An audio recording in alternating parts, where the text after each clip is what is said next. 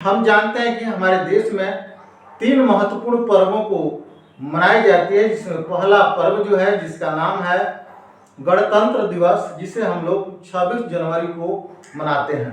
और दूसरा हमारा महत्वपूर्ण पर्व जो है जिसका नाम है स्वतंत्रता दिवस, जिसे हम 15 अगस्त को मनाते हैं। और तीसरा पर्व जो है गांधी जयंती, जिसे अहिंसा दिवस के रूप में भी हम मनाते हैं, जिसको 2 अक्टूबर को हर साल हम मनाते हैं। तो आज की हमारी टॉपिक जो है स्वतंत्रता दिवस की है, जिसको 15 अगस्त को हम मनाते हैं, क्योंकि यह महीना भी जो है वह अगस्त का महीना है। और इसीलिए इन जानकारियों को देने के लिए मैं आपके समक्ष उपस्थित हूँ। मैं डॉक्टर गोपाल प्रसाद आप सबके सामने अपनी छोटी सी पहल सामान्य ज्ञान प्रतियोगिता आधारित कार्यक्रम के अधीन फिर से एक नई टॉपिक के साथ मैं उपस्थित हूँ, जिस टॉपिक का नाम है 15 अगस्त यानी स्वतंत्रता दिवस से संबंधित महत्वपूर्ण जानकारी।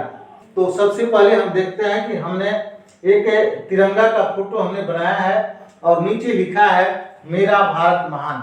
और यह हमारा जो है भारतीय राष्ट्रीय ध्वज है, जिसे हम तिरंगा के नाम से भी हम जानते हैं। हमारा तिरंगा जो है 3 रंगों का होता है, जिसमें सबसे ऊपर जो है केसरिया है, उसके बाद श्वेत है और तीसरा जो है हरा रंग का है।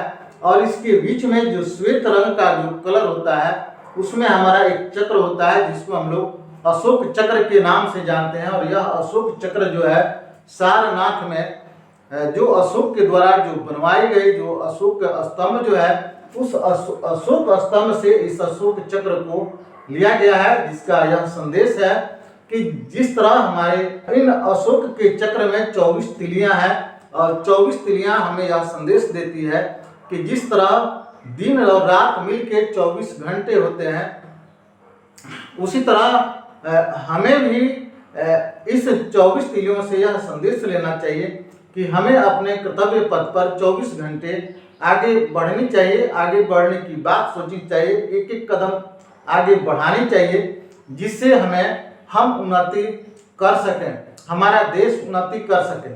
साथ ही साथ इसके साथ एक और बात है कि गौतम बुद्ध के जो 24 जो आचरण जो है, 24 जो सदाचार है, 24 जो नियम है, उन नियमों का भी यह संदेश देता है कि हमें उन नियमों का पालन करना चाहिए, जिससे हम अपने देश के एक आदर्श नागरिक बन सकें, एक आदर्श अपने को समाज में एक आदर्श स्थापित कर सकें, एक अपने आप की एक नई सोच पैदा कर सकें, एक नए प्रेरणा स्रोत बन सकें और एक नए मिसाल बन सकें। यह जो है हमारा चक्र जो है हमें यह संदेश देता है। नीचे हमने यह बात लिखी है, तुम मुझे खून दो मैं तुम्हें आज़ादी दूंगा। यह संदेश जो है सुभाष चंद्र बोस का यह संदेश है। और सुभाष चंद्र बोस ने यह बात इन्होंने स्वीकार की कि आप हमें इस लड़ाई में, हमें संघर्ष में आप साथ दीजिए, और अगर आप हमें साथ देते हैं तो हम आप सबके लिए भारत को आज़ाद करने में कामयाब होंगे। तो चलिए इसी के साथ हम 11 बिंदुओं पर हमने चर्चा की है, तो 11 बिंदु पर हम चर्चा करते हैं। पहला बिंदु जो है जिसमें भारत के राष्ट्रीय ध्वज की एकता और अखंडता का यह सूचक है। हमारा जो राष्ट्रीय ध्वज जो है वह हमें संदेश देता है कि हम एक हैं और हम अखंड हैं। हमारा देश जो है वह अखंड है, तभी हम एक साथ जो है हम इस ध्वज के नीचे हम खड़े हैं।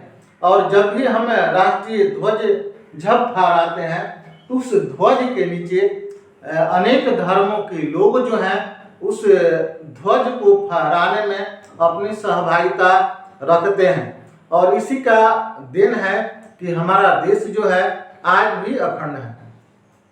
दूसरा हमारा बिंदु जो है जिसमें हमने लिखा है कि भारत की एकता और अखंडता के लिए अनेक महापुरुषों ने अपना योगदान दिया, जिसमें भारत के सभी धर्मों के लोग शामिल थे।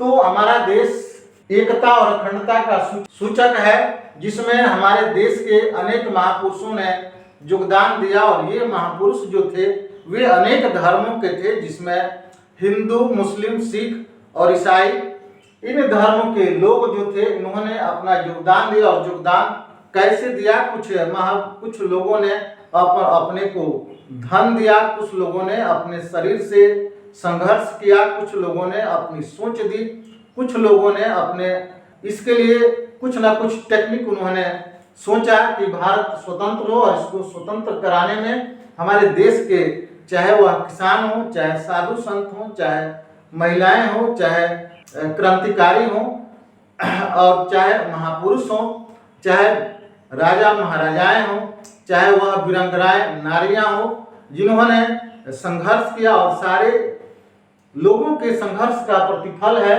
कि हमारा देश जो है वह स्वतंत्र हुआ। और चूंकि धीरे धीरे देश को स्वतंत्र कराने के लिए लोगों के अंदर एक विद्रोह की भावना बढ़ती जा रही थी, सरकार के जो भी नियम कानून जो थे उसका पालन हो नहीं पा रहा था, और जगह जगह क्रांतिकारियों का जो प्रभाव जो था जो बढ़ रहे थे, जिससे ब्रिटिश सरकार जो थी वह परेशान थी। और इस परेशानी का उन्होंने एक उपाय सोचा कि अब भारत को स्वतंत्र कर देनी चाहिए। और इसके उपरांत जो हमारा तीसरा बिंदु जो है, जिसको देखते हैं कि भारत को स्वतंत्र कराने की घोषणा 20 फरवरी 1945 को ब्रिटिश प्रधानमंत्री क्लेमेंट एटली जो है, जो ब्रिटिश प्रधानमंत्री थे, उन्होंने 20 फरवरी 1945 को एक घोषणा की, और उस घोषणा में उन्होंने कहा कि 30/8/1948 को भारत को स्वतंत्र कर दिया जाएगा। और इस आश्वासन से लोगों को एक आशा की किरण दिखाई पड़ी, और इसी आशा के किरण से जो भारत के जो अंतिम जो वायसराय थे, जिनका नाम था लॉर्ड माउंटबेटन, और लॉर्ड माउंटबेटन ने 30/6/1947 को उन्होंने अपने तरफ से यह घोषणा की कि भारत को 15 अगस्त 1947 को स्वतंत्र कर दिया जाएगा। 15 अगस्त 1947 को भारत को क्या कर दिया जाएगा? स्वतंत्र कर दिया जाएगा। और इसी स्वतंत्रता के जो बात थी, इस प्रस्ताव को लेकर 18/7/1947 को ब्रिटिश संसद में यह प्रस्ताव पारित किया गया कि भारत को 15 अगस्त 1947 को आजाद कर दिया जाएगा। और इसके साथ साथ भारत के लोगों में एक नई उत्साह, नई उमंग लोगों में यह पैदा हुई कि भारत अब आजाद हो गया। लेकिन साथ ही साथ एक और प्रस्ताव उन लोगों के साथ आया। भारत जो एक है, उसके साथ भारत के 2 खंड किए जाएंगे, एक खंड भारत और दूसरा खंड पाकिस्तान। लेकिन पाकिस्तान को खंड न करने के लिए कई गतिविधियां के द्वारा उसे रोकने के लिए प्रयास किए गए, लेकिन अंग्रेजी सरकार के द्वारा यह उनका एक अडिग फैसला था कि भारत के 2 खंड होंगे, एक भारत और दूसरा क्या होगा? पाकिस्तान। तो भारत के 2 खंड हुए, एक का नाम भारत हो गया और दूसरे का नाम क्या हो गया? पाकिस्तान बनाने की भी घोषणा उनके द्वारा की गई।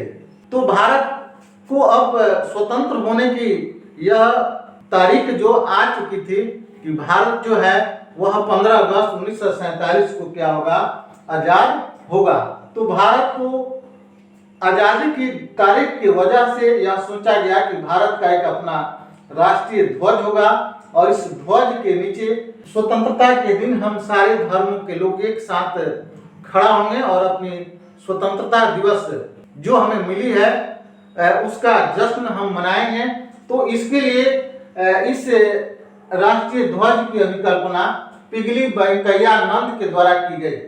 तो हमारा राष्ट्रीय ध्वज कैसा होगा, इसकी अभिकल्पना जो है पिगली वेंकैया नंद के द्वारा की गई। जिस तरह का हमारा यह राष्ट्रीय ध्वज है, तो इस तरह के राष्ट्रीय ध्वज की अभिकल्पना जो है पिगली वेंकैया नंद के द्वारा किया गया। क्योंकि यह राष्ट्रीय ध्वज जो है, यह हमारा इस राष्ट्रीय ध्वज में हमारा 7वां बदलाव हुआ है। तो हम 7वां बार जो है इस तरह की राष्ट्रीय ध्वज हमारे सामने आई है। सबसे पहले जो हमारे बंगाल का जो विभाजन हुआ, इस विभाजन के उपरांत अंग्रेजों को ऐसा लगा कि भारतीयों का जो उत्साह जो है, जो उमंग जो है वह कम हो चुका है। तो इस उत्साह और उमंग को जो अंग्रेजों के दिल में यह बात थी कि जो कम हो गया है, तो यह दिखलाना था कि हमारी उत्साह और उमंग जो है वह कम नहीं हुई है। तो इस उत्साह और उमंग को दिखलाने के लिए सबसे पहले इस राष्ट्रीय ध्वज का जो प्रयोग हुआ, सबसे पहले बंगाल में कलकत्ता यानी कलकत्ता में एक फारसी बगान एक जगह है जहां पर सबसे पहले 1906 में राष्ट्रीय ध्वज फहराया गया। और यह राष्ट्रीय ध्वज जो था जिसके सबसे ऊपरी भाग जो था यह ब्लू कलर का था। किस कलर का था? यह ब्लू कलर का था। और दूसरा जो था वह पीला कलर था और तीसरा जो था वह लाल था। तो जो ब्लू कलर का जो था इसमें जो थे आठ जो थे वह तारे थे। यह केसरिया की जगह 8 तारे थे। इसका मतलब यह ब्लू था और ब्लू में ये 8 तारे थे, जिसमें 7 तारे छोटे थे और जो एक 8वां जो तारा जो था सो बड़ा था। दूसरा जो था यह पीला था। पीला में लिखा गया था वंदे मातरम। क्या लिखा गया था? वंदे मातरम। और नीचे जो था वह लाल था। लाल में यहाँ जो था अर्धचंद्राकार जो था वह चांद का एक फिगर था और दूसरा जो था उसमें स्टार था और तीसरा जो था यहाँ पूर्ण जो था वह चांद था। तो पहली बार इस तरह के जो तिरंगा जो था वह कलकत्ता में फारसी बगान में फहराया गया और धीरे धीरे यह जो था इसमें परिवर्तन होते गए और अंत में 1931 में हमारा तिरंगा जो था इस स्वरूप में आ गया था। लेकिन इसमें जो था यह चक्र के स्थान पर चरखा था। क्या था? चरखा था। और चूंकि चरखा था और यह चरखा जो था वो महात्मा गांधी का वह चरखा था। और चूंकि जब पिगली वेंकैया आनंद ने जब उसकी अभिकल्पना की तो उन्होंने उसकी जगह जो था वह उस चक्र को लगाया। और यह चक्र जो था वह हमें संदेश देता है कि हम अपने कर्तव्य पथ पर आगे बढ़ते रहें।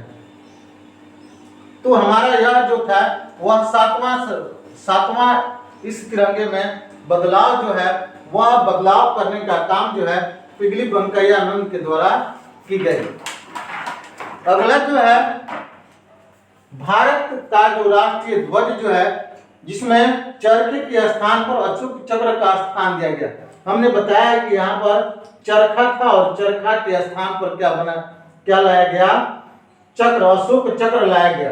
अशोक चक्र लाया गया। और अगला जो बिंदु जो है जिसमें भारत के संविधान सभा की जो बैठक जो हुई 22/7/1947 को जो बैठक हुई जिसमें इस राष्ट्रीय ध्वज को अपनाया गया कि हम राष्ट्रीय ध्वज को 15 अगस्त 1947 को फहराएंगे, जिसमें समाज के सभी धर्मों के लोग जो हैं जिनकी सहभागिता होगी, सारे लोग जो हैं वे एक साथ इकट्ठे होंगे और अपने भारत के राष्ट्रीय ध्वज को हम फहराएंगे और भारत जो स्वतंत्र हुआ है उसकी स्वतंत्रता दिवस हम मनाएंगे। अगला जो बिंदु जो है जब हमारा भारत जो स्वतंत्र हुआ 15 अगस्त 1947 को, तो सबसे पहले भारत के प्रथम प्रधानमंत्री जिनका नाम है पंडित जवाहरलाल नेहरू। क्या नाम है? पंडित जवाहरलाल नेहरू जो है भारत के प्रधानमंत्री थे। पंडित जवाहरलाल नेहरू के द्वारा 15 अगस्त 1947 को दिल्ली के लाल किले पर तिरंगा को फहराया गया। राष्ट्रीय जो हमारा ध्वज जो है उसको फहराया गया।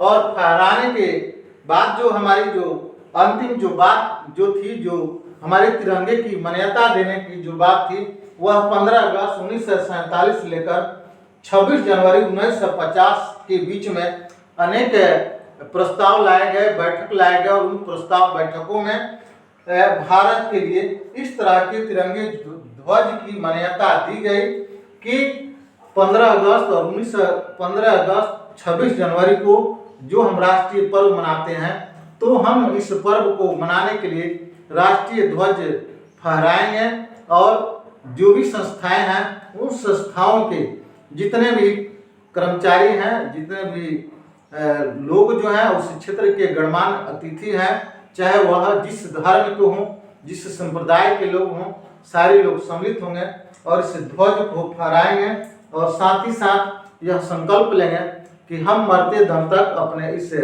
ध्वज की रक्षा के लिए हम अपनी जान की कुर्बानी कर देंगे।